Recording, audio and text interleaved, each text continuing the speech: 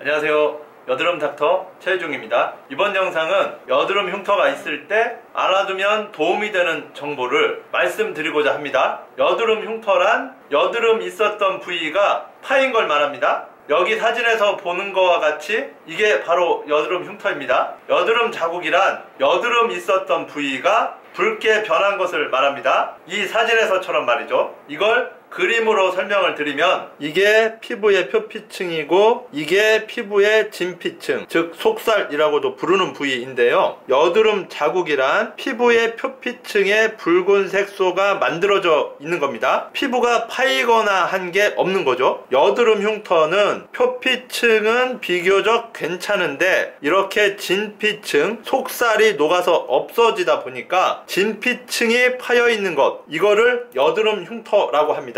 이제 여드름 자국과 여드름 흉터가 어떤 차이가 있는지 이해가 되셨을 겁니다. 여드름 흉터는 생긴 모양에 따라서 진행 여부에 따라 종류를 구분하는데요. 생긴 모양으로 구분하는 경우에는 박스형 흉터, 송곳형 흉터, 롤링형 흉터 이렇게 구분을 합니다. 이게 박스형 흉터이고요. 종이상자, 박스같이 경계가 뚜렷하다고 해서 박스형 흉터라고 부릅니다. 이게 송곳형 흉터입니다. 송곳같이 뾰족한 걸로 찍힌 것 같다고 해서 송곳형 흉터라고 합니다. 이게 롤링형 흉터입니다. 피부결이 울퉁불퉁해 보인다고 해서 롤링형 흉터라고 합니다. 조명의 영향을 많이 받는 특성이 있는데요. 어떤 조명에서는 괜찮아 보이고 어떤 조명에서는 굉장히 도드라져 보이는 그런 특성을 보이는 게 롤링형 흉터입니다. 모양에 따른 분류보다 의학적으로 더 중요한 분류가 있는데요. 진행 여부에 따른 분류입니다. 진행 여부에 따라서 진행형 흉터, 말기형 흉터 이렇게 두 가지가 있는데요. 먼저 말기형 흉터부터 말씀드리겠습니다. 말기형 흉터란 병으로 치자면 악화될 대로 악화돼서 더 이상 악화될 게 없는 상태를 말기형 흉터라고 합니다. 더 이상 악화될 게 없기 때문에 말기형 흉터를 치료하지 않고 놔두면 어떻게 되느냐? 시간이 흐른다고 해서 흉터가 더 악화되는 거 없이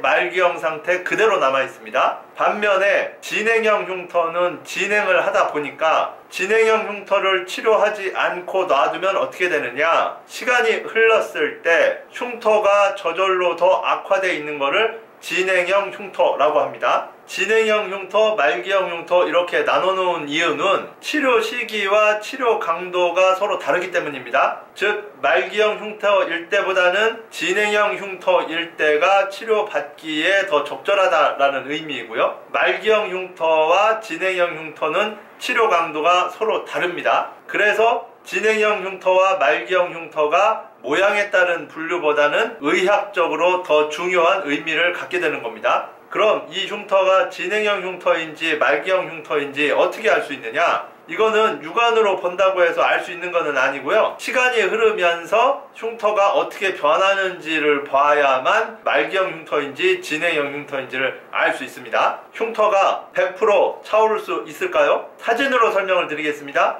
치료 전과 치료 후 사진을 살펴보면 치료 전에 비해서 치료 후에 흉터가 많이 완화되어 있는 것이 확인이 되는데요. 이 사진을 좀 더 확대해서 살펴보겠습니다. 사진상의 이 부위를 보면 치료 후 흉터가 완전히 사라졌죠? 100% 차오른 건데요. 근데 다른 부위는 차오르기는 했어도 여전히 남아 있습니다. 같은 환자분이고 같은 치료를 했는데도 불구하고 100% 차오르는 부위가 있는가 하면 덜 차오르는 부위도 있죠? 질문에 대한 답을 하자면 흉터가 100% 차오르는 경우도 있긴 합니다만 그런 경우는 매우 드물고 현실적으로는 치료 전보다 덜 도드라지고 완화되는 수준으로 호전되는 것이 일반적인 경우입니다. 흉터 치료받고 좋아진 흉터가 다시 꺼질 수 있는가? 이 질문에 대해서는 방금 전에 보여드렸던 경우로 설명을 드리겠습니다. 방금 전 보여드렸던 이 사진은 치료 끝나고 1년 반이 지난 후의 상태입니다. 이 의미는 한 번 차오른 흉터는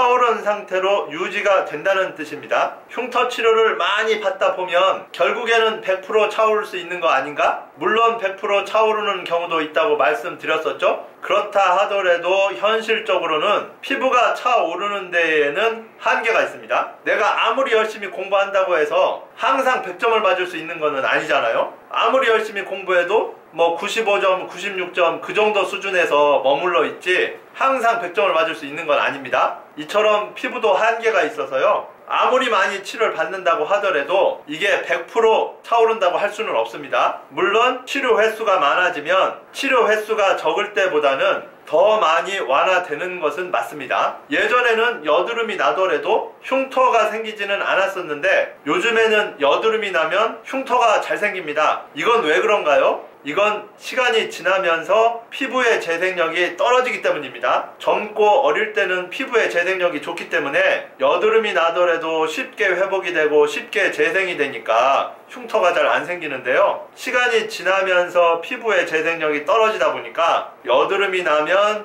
쉽게 회복이 안 되고 재생이 잘 안 되다 보니까 여드름 흉터가 잘 생기게 되는 겁니다. 어떤 여드름이 여드름 흉터를 일으키나요? 염증이 없는, 즉 붉지 않은 여드름은 여드름 흉터를 일으키지 않습니다. 붉은 여드름, 즉 화농성 여드름이 여드름 흉터를 일으킬 가능성이 높습니다. 여드름 흉터가 있을 때 선크림을 발라주는 것이 중요한가요? 네, 여드름 흉터가 있을 때는 선크림을 잘 발라주시는 것이 중요합니다. 여드름 흉터는 피부의 진피층, 즉 속살이 손상받아서 생기는 거잖아요. 햇빛은 피부의 표피층보다는 피부의 진피층을 더 손상시킵니다. 여드름으로 인해서 피부의 진피층이 손상받아 있는데 햇빛에 의해서 추가적으로 피부의 진피층이 손상받으면 여드름 흉터가 더 악화될 수 있겠죠? 그래서 선크림이 중요한 겁니다. 선크림의 효과는 여드름 흉터의 추가적인 악화를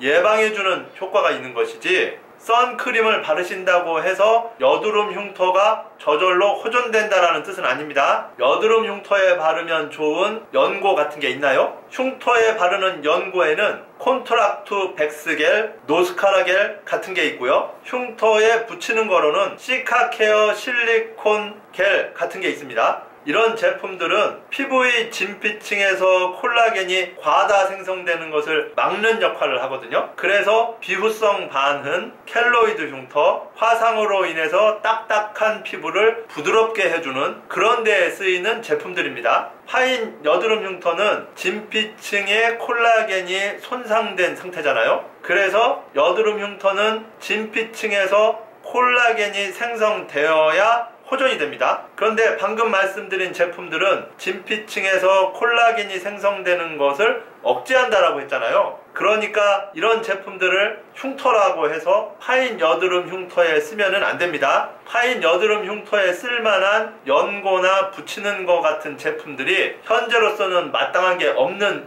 게 현실입니다. 여드름 흉터 관리법으로 콜라겐 같은 제품을 사용하면 치료를 안 받더라도 흉터가 좋아질 수 있을까요? 일단 여드름 흉터는 자가 관리로는 호전이 안 됩니다. 치료로도 호전이 잘 안 되는 게 여드름 흉터인데 관리로 호전될 리가 없죠. 다시 질문으로 돌아와서요. 치료가 동반되지 않고 콜라겐 같은 제품만 사용해서는 여드름 흉터가 좋아지진 않습니다. 예를 들어 보겠습니다. 감기 예방에 비타민C가 도움이 된다고 하잖아요. 근데 감기 걸렸을 때 비타민C만 먹으면 감기가 치료가 되나요? 감기 걸렸을 때는 감기약을 먹어야 하잖아요. 비타민C가 감기 치료제는 아니니까요. 감기약 먹으면서 비타민C도 같이 먹으면 감기 치료에 훨씬 도움이 되겠죠? 이와 마찬가지로 치료 없이 콜라겐 같은 제품만 사용한다고 해서 여드름 흉터가 좋아지는 것은 아니지만 콜라겐이 여드름 흉터 치료제는 아니니까요. 치료받으면서 콜라겐 같은 제품을 같이 사용하면 치료 효과를 더 높여주는 작용을 합니다.